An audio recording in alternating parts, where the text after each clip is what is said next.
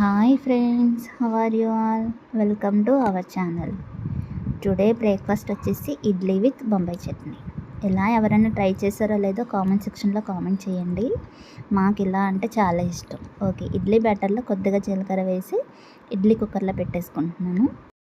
జీరా ఎందుకు వేసానంటే డైజెషన్కి మంచిదనేసి జీరా యాడ్ చేశాను. ఇప్పుడు బొంబాయి చట్నీ రెసిపీ చూస్తాము.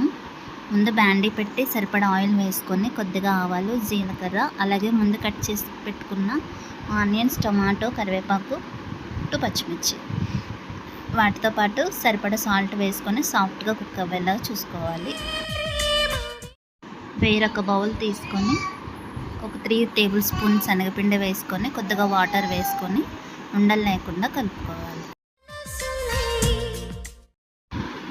ఆనియన్స్ సాఫ్ట్గా కుక్ అయినాయి. ఇప్పుడు అందులో కొద్దిగా పసుపు వేసుకొని 2 గ్లాస్ ఆఫ్ వాటర్ వేసుకొని వాటర్ బాయిల్ అయ్యే వరకు కుక్ చేసుకుందాము. వాటర్ బాయిల్ అయిన తర్వాత ముందుగా కలిపి పెట్టుకున్న శనగపిండిని కూడా యాడ్ చేసుకొని పచ్చి స్మెల్ పోయే వరకు కుక్ చేసుకోవాలి. అంతే, బొంబాయి చట్నీ రెడీ. ఇడ్లీతో ఇది చాలా బాగుంటుంది. ఈసారి ట్రై చేయండి. బేబీకి అయితే చాలా ఇష్టం ఇలా బొంబాయి చట్నీతో ఇడ్లీ తినాలి అంటే. ఈసారి మీరు కూడా ట్రై చేయండి. Okay, thank you all. Thanks for watching.